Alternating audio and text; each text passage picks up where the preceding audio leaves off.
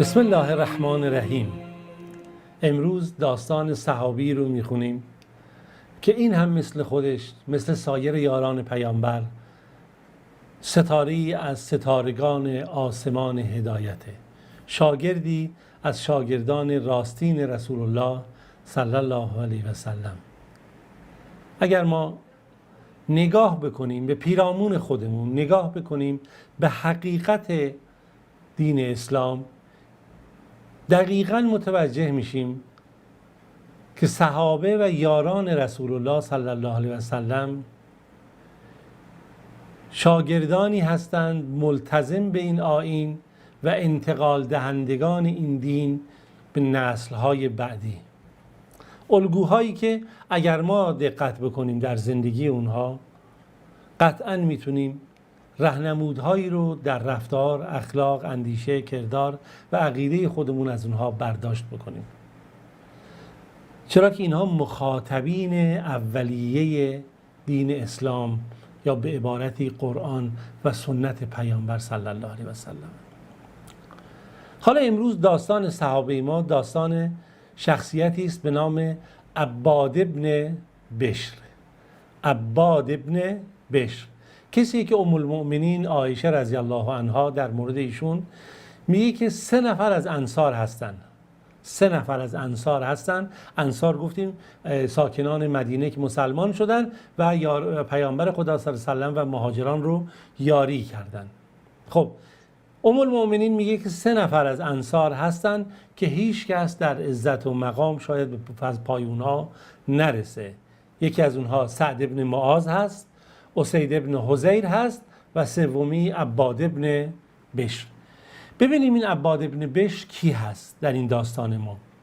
عباد ابن بشر همون گونه که مشخصه در تاریخ دعوت پیامبر چهره واضح و روشنی از دعوت داره. شخصیتیه که بین بندگی و بین تقوا، بین پرهیزگاری و بین جهاد در همه این میدانها تعادل رو حفظ کرده.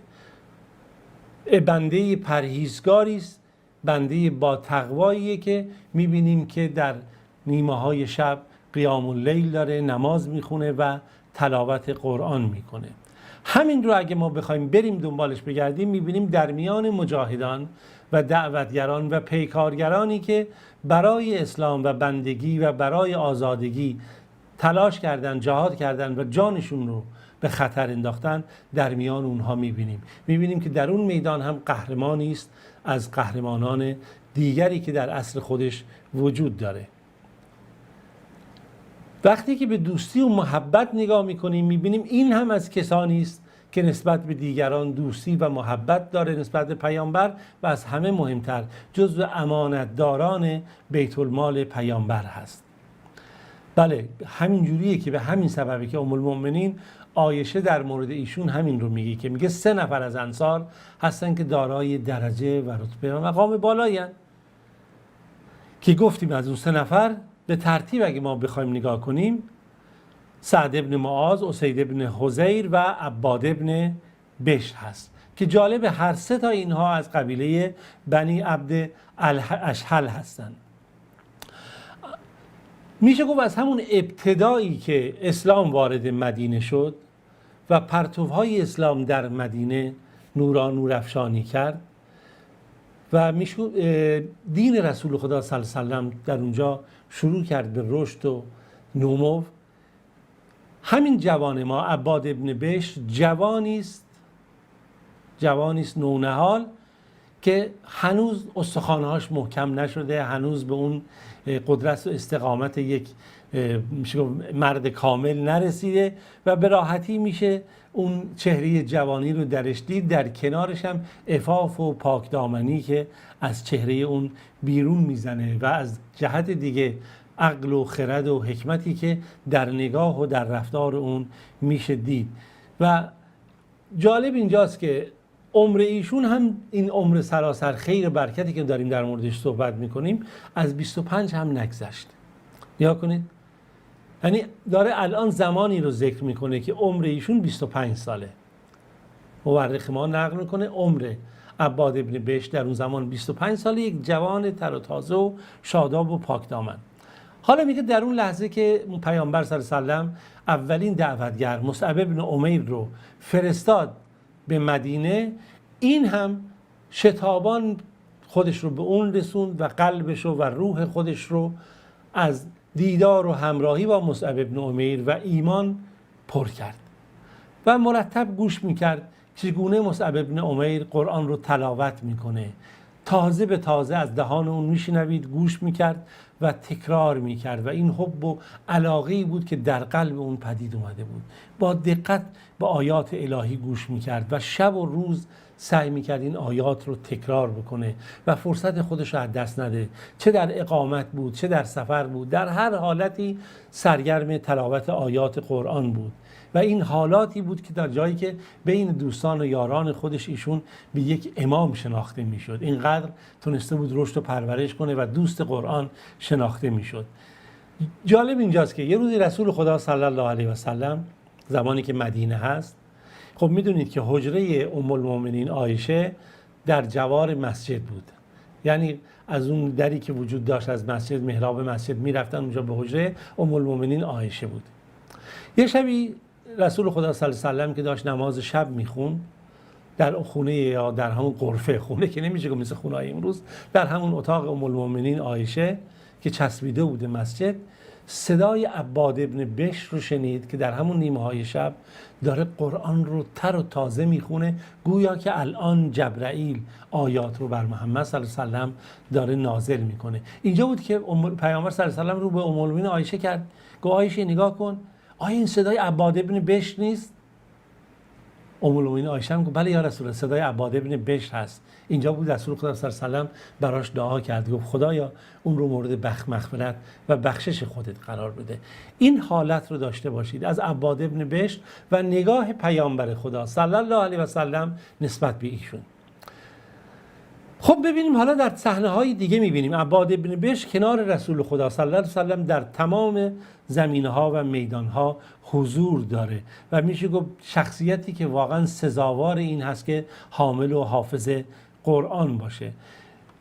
نکته خیلی جالبی در داستان عباد ابن بشر هست، شاید برای خیلی این تعجب برانگیز باشه، چون ما در ابتدا گفتیم عباد ابن بشر هم میشه گفت عبادت کننده در شب بود و هم تلاوت کننده قرآن در همون نیمه های شب و در هر زمانی، و هم مجاهد و قهرمانی بود که خودشو فدای رسول خدا و دین خدا کرده بود. زمانی هست که رسول خدا صلی الله علیه و سلم از غزوه ذات الرقاع برمیگرده.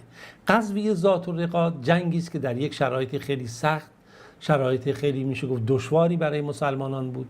برخی نقل کردن که پاهای مسلمانان زخمی شد، کفشاشون پاره پاره شد، اون چه که داشتن از تکه‌های چرم لباسشون به دور پاهاشون میبستن و اشاره به وضعیت خیلی سختی که در اون هست. حتی بعد اشاره شده که دشمنان در اونجا خودشون به زنجیر کرده بودن. موارد متعددی که در جنگ ذات الرقاع هست، حالا بعد بهش اشاره کنیم. حالا این جنگ شرایط خیلی ویژه‌ای داشت برای مسلمانان در اون شرایط. حالا بحث اینه که رسول خدا صلی الله علیه و سلم از یک چنین جنگی داشت برمیگشت. اینا بالاخره دشمنانی بودن، خودشون رو آماده کرده بودن برای حمله به مسلمانان. این بود که رسول خدا صلی الله علیه و سلم تصمیم بر این گرفتن که برن به منطقه اونها، یه منطقه دور افتاده و صعب العبور بود. وقتی که پیامبر خدا صلی الله علیه و سلم و یارانش به اونجا سمت رفتن، اونها فهمیدن که پیامبر میاد، گذاشتند و منطقه رو رها کردن. حالا یک برخوردها و درگیری‌هایی هم در اون مسیر پیش اومده بود کسانی که بودن. این بود که پیامبر خدا صلی الله علیه و سلم برمیگشت از این جنگ، با یارانش برمیگشت. در زمانی که داشت با یارانش برمیگشت، در یک دره‌ای چیکار شدن اینها؟ پیامبر مستقر شد. در یک دره‌ای مستقر شدن، گفتن امشب رو اینجا میگذرونیم، اینجوری بهتره تا فردا که بتونیم حرکت کنیم. اما در اینجا یک اتفاقی افتاده بود. یکی از این مشرکینی که در اون مسیر بالاخره مورد آسیب قرار گرفته بود، خودش و خانواده‌اش، اینها، این تصمیم گرفته بود هر طور شده از مسلمانان کسی رو بکشه و انتقامی رو بگیره. همون طبق رسم و قوانینی که در جاهلیت عرب بود. این تک و تنها راه افتاد، گفت تا من کسی رو نکشم از مسلمانان طاقت نمیارم. حتی میگن وقتی گفت من پیامبر رو میکشم، و حرکت کرد در مسیر این کاروان پیامبر که می اومدن، این سپاه پیامبر این مسیر رو دنبال میکرد. حالا پیامبر خدا صلی الله علیه و سلم حالا در اون تنگه بودن و اون هم به دنبال اینی که بتونه اونها رو پیدا بکنه و یک حمله شبانه‌ای داشته باشه، تک و تنها، بالاخره بر اساس همون قوانینی که خودشون داشتن. پیامبر خدا صلی الله علیه و سلم وقتی که اینجوری شد، خب طبق معمول وقتی که بررسی میکردن شرایط چگونه است، این بود که گفتن که امشب چه کسی نگهبانی میده؟ ما امشب خوبی که حالا همه خسته میخوایم بخوابیم، که چند نفر این نگهبانی بدن. عباد ابن بشر و عمار ابن یاسر هر دو بلند شدن، یا رسول الله ما دوتایی با هم نگهبانی میدیم. و پیامبر خدا صلی الله علیه و سلم هم میدونید که بین عباد ابن بشر و عمار ابن یاسر پیوند برادری ایجاد کرده بود و این روشی بود که پیامبر در مکه و در مدینه بین مهاجرین انصار انجام داد. خب حالا در موقعیت نگهبانی قرار گرفت عباد ابن بشر و عمار ابن یاسر. ببینیم چه اتفاقی میفته. داستان رو تا همینجا داشته باشید. داستانیه که واقعا لذت بخش، عبرت انگیزه و خطرناک. وقتتون رو بیشتر از این نمیگیرم، با ما همراه باشید تا جلسه بعد ما بتونیم دنباله این داستان رو خدمت شما عزیزان ارائه بدیم. خدا یار و نگهدارتون.